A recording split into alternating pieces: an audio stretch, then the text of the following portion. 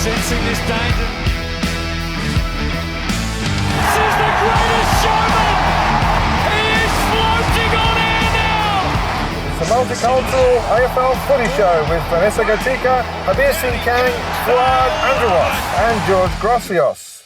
Hello and welcome to the Multicultural AFL Footy Show. I am Venessa and on tonight's remote panel are Harbir, George and Fouad and in Adelaide. Hello guys.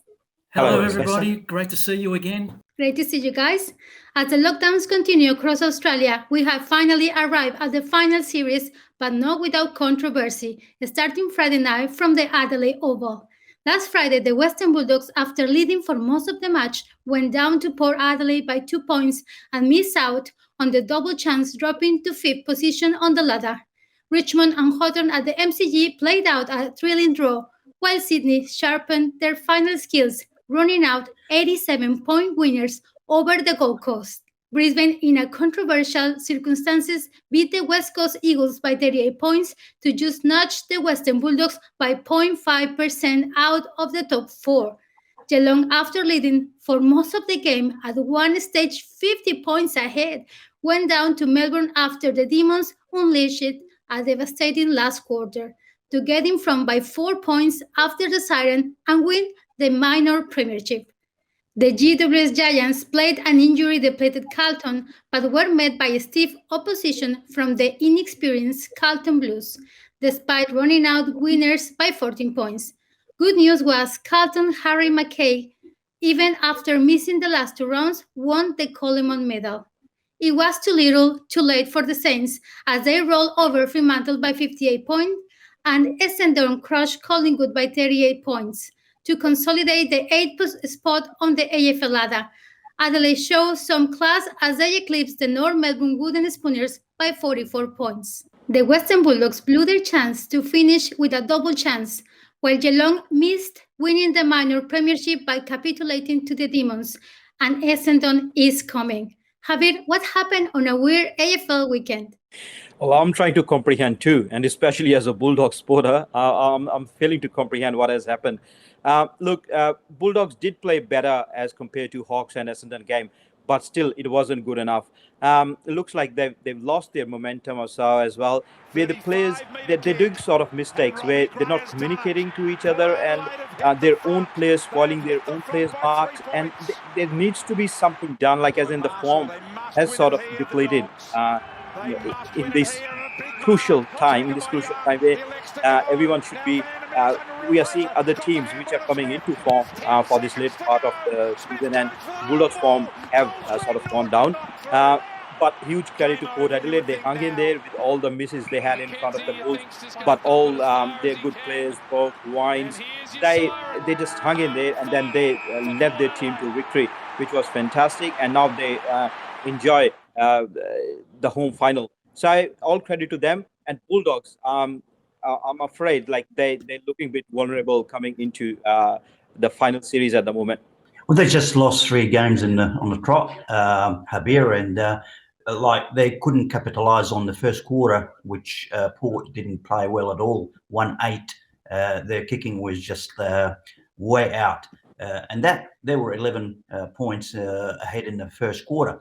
But the best, as you said, for Port Adelaide, of course, Robert Gray, Ollie, and Loke. And what a goal in the last, in the dying minutes to seal that game. So that was perfect. And now Port Adelaide secured a second chance and second spot. So good luck to Port Adelaide as well. And, we hope now they've secured 2 home games, which is all finals. So that will be good for South Australia.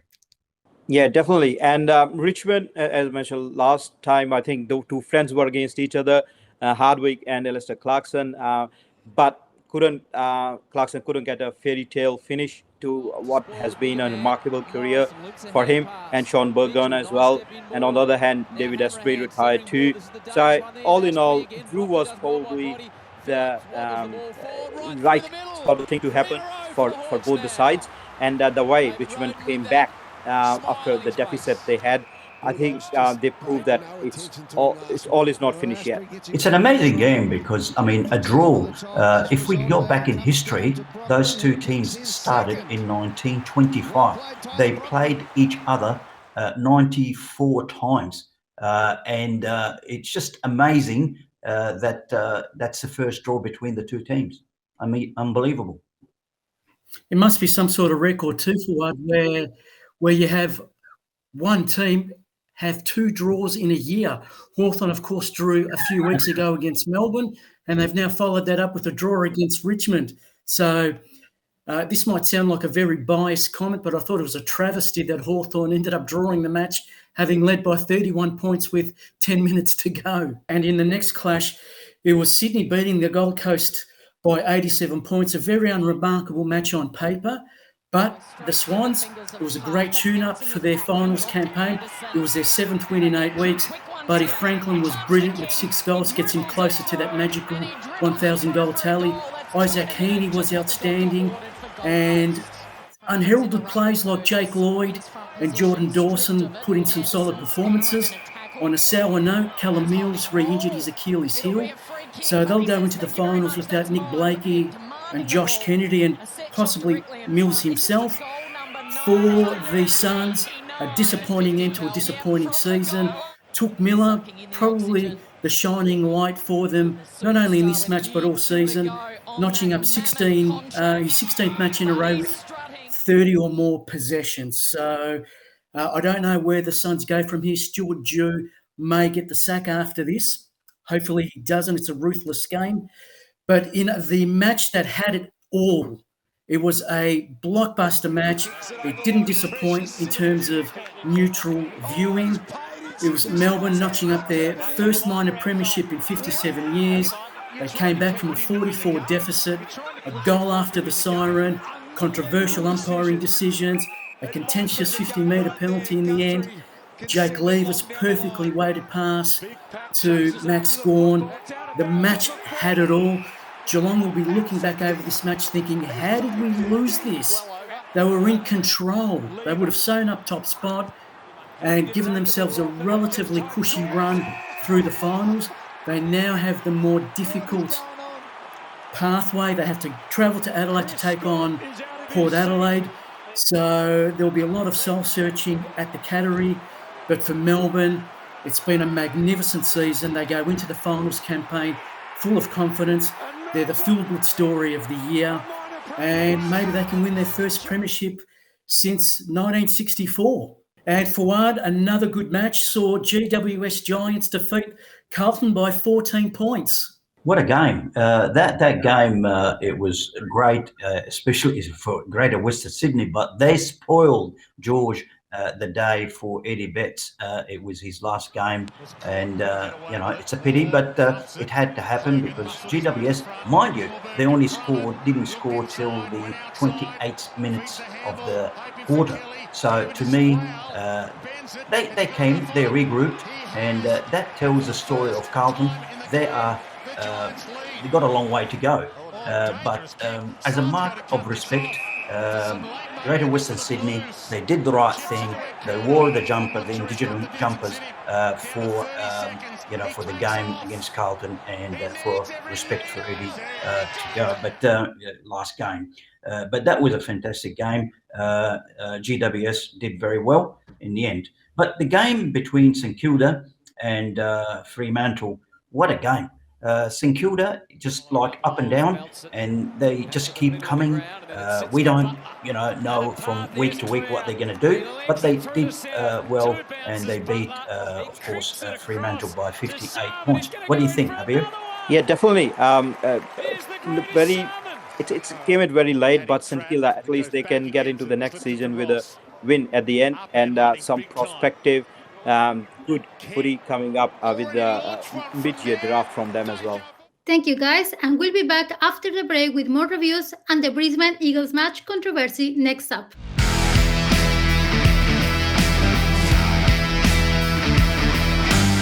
Welcome back as we continue with the round 23 reviews. Brisbane defeated the West Coast Eagles and edges ahead of Western Bulldogs percentage by half of 1%. George, you have some special comments on that game, isn't it? Yes, indeed, Venessa. It was a controversial match for the fact that a suspected timekeeping error may have cost Western Bulldogs the chance to make the top four. 24 seconds appear to have been added to the game during the last quarter. Brisbane Lions, due to this error, have increased their percentage over the Bulldogs to claim that all-important fourth spot. The Dogs can feel rightly cheated, even though they had their own opportunities to seal a spot in the four with their own performance. But the extra seconds that were added to the match enabled the Brisbane Lions to kick an additional 7 points and to claim a 0.426% lead over the Dogs. So had those 7 points not been kicked in those last 30-odd seconds, 24 seconds, the Dogs would have claimed fourth spot with just a 0.012% lead. So an injustice. The AFL are so professional in so many aspects of the game. It's unfathomable that such a basic error. The timekeepers have made a huge mistake in allowing those extra 24 seconds. It's had such a massive bearing on the shape of the top four. Fouad, what are your thoughts? Cooked was the right word, George, because if you look at the West Coast Eagle, they lost 7 of the last 9 games. So, I mean, that's not like the old Eagles.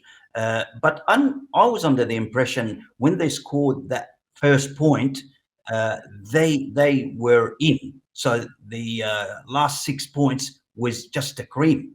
That's how I interpreted it. But well, that Fouad, that 1 point that Lincoln McCarthy snapped was enough to give the Lions fourth spot. But then, of course, they managed to kick another goal, which was purely academic by that stage.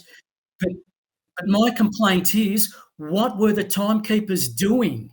And what my complaint is, who does the timekeeper go for? Which team he supports? So I don't know what happened there. But all in all, as you mentioned, it was a big blunder, and AFL really needs to come up with these things with it, because even a few seconds, one kick, one behind, the whole season rests on these kind of decisions coming from the umpires or the review panel. So it really needs to be taken care of. Yeah, indeed. And look, let's take nothing away from Brisbane Lions. They were professional. They won the game. They knew they had to win by 5 or more goals to seal fourth spot. They managed to do that. So good luck to them for the final series. And good luck to Ascendant, because they beat the Magpies by 38 points, Harbir, and they've made the 8.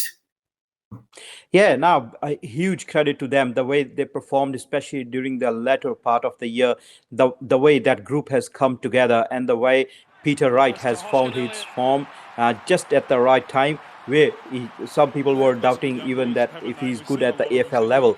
He has proven his worth, and rightfully we know that why Stringer is called the package.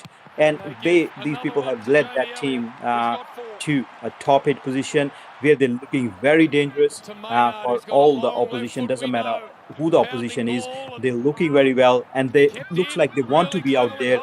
They're feeling good about their coach. They're feeling good about being in that club, and it's going to be hard to stop them at this stage. So that was always on the card. Magpies, they haven't had a good season anyway, and I don't think they were any match for Ascendant. It was only the factor that because of the emotional part that we have, Ascendant versus Collingwood games, I expected Collingwood to do a bit better, but then again, Ascendant were too good. And Fouad, North Melbourne, probably a very good wooden spooners. Well, we did say earlier in the year it's going to be between Adelaide Crows and North Melbourne, but at least North Melbourne got it, and they've got the first draft. It didn't matter whether they won this game or they didn't, but to me, Adelaide, it showed some glimpse of hope, but when you have 20 behinds, that's an amazing number, and especially from Darcy. Darcy was the forward that he should be taking over from Taylor Walker, and just kept missing one after the other. So to me, it was a good win for Adelaide. But the main one, of course, is next week when when the finals start. But just a quick one. Expect a lot of good things from Ascendant because they're ripening at the right end of the season. So I think they will do well. They might win the first one. Thank you, guys. Let's take a look at this week's first round of finals matches. Most disappointing with no finals games in Melbourne, and it looks highly unlikely that for another year, no MCG Grand Final. Before we get into the previews for this week's finals matches, we look at the impact this will have on fans and the AFL moving forward. Fouad, care to comment first? Yeah, well, this is just unbelievable because this is the best time of the year for our fans, whether they're Melbourne or Sydney or any other town or city. For us to deprive them a final, that's not good enough, especially in Melbourne. That's the best time of the year for the MCG and so on. But it's one loses and one wins. So Western Australia and South Australia will get the most of these finals. So good luck to them. And George, what do you think? Well, the economic impact on Melbourne and Victoria in general is devastating. This time of the year, Melbourne is buzzing with finals atmosphere, finals footy, the cafes, the restaurants, the hotels. They're all overbooked.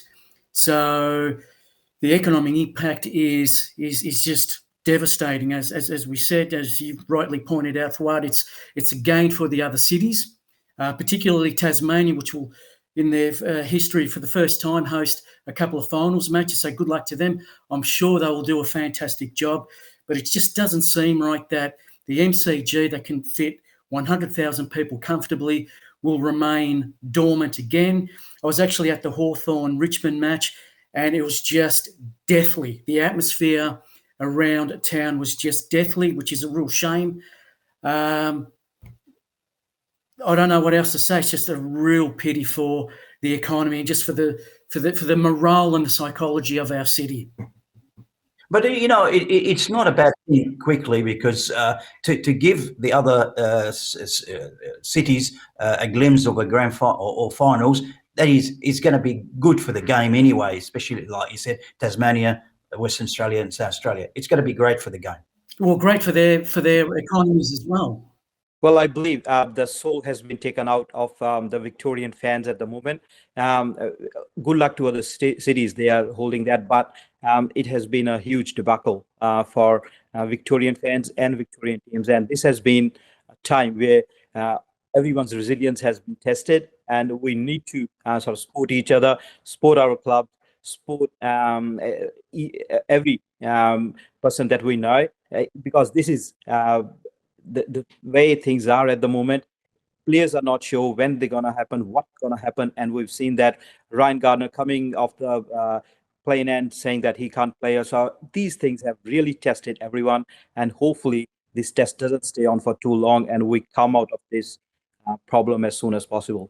Thank you. We are off to a break, but stay with us for the finals previews when we return.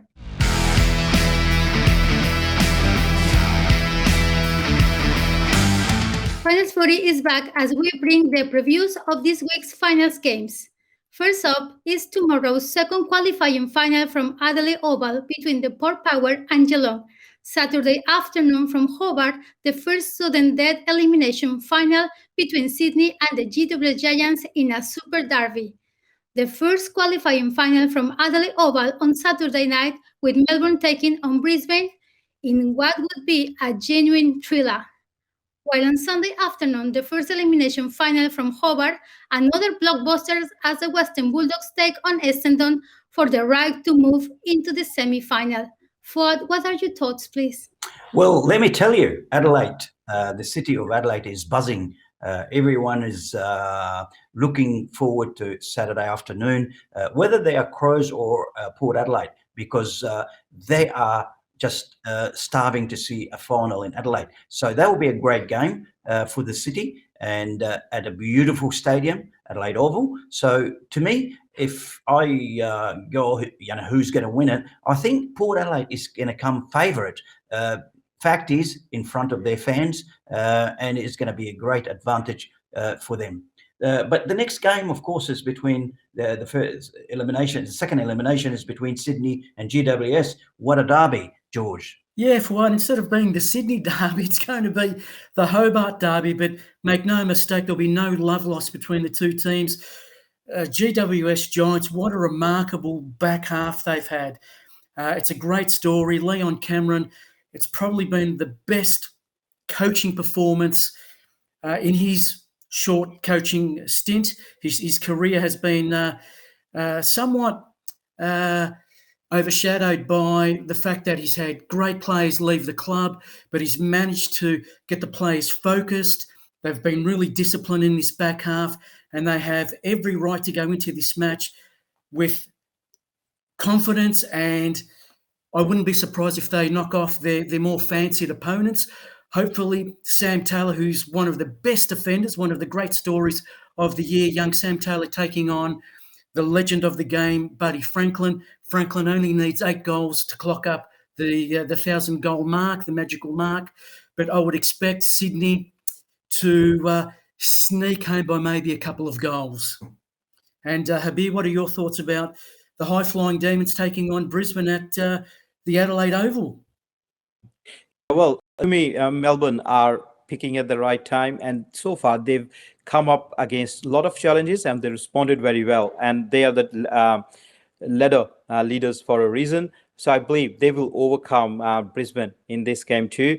Brisbane looking red hot coming into the finals as well, but Melbourne looks like they feel that this year belongs to them, and I don't think Brisbane will have enough ammunition to stop them in that game.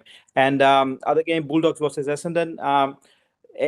Any other day, we never thought that this could be the matchup. But Ascendant, huge credit to them the way they have performed.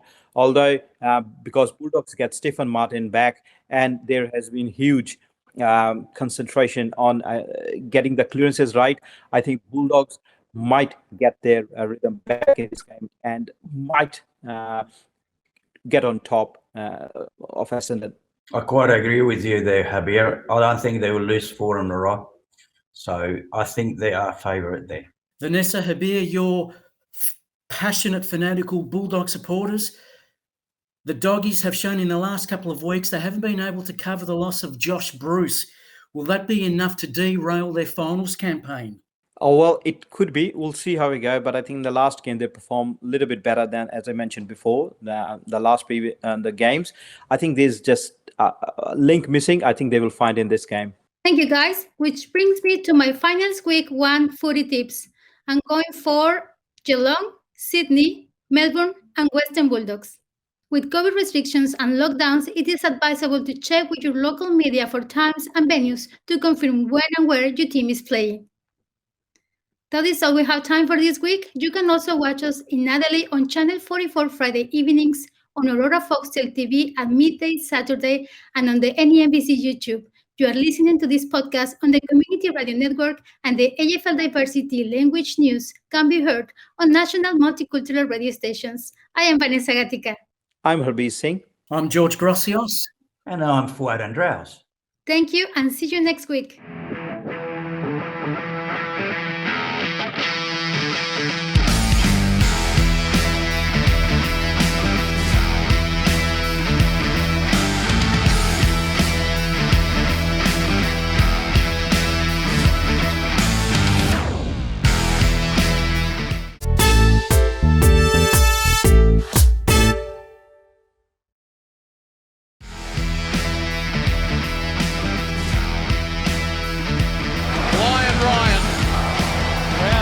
Sensing this danger.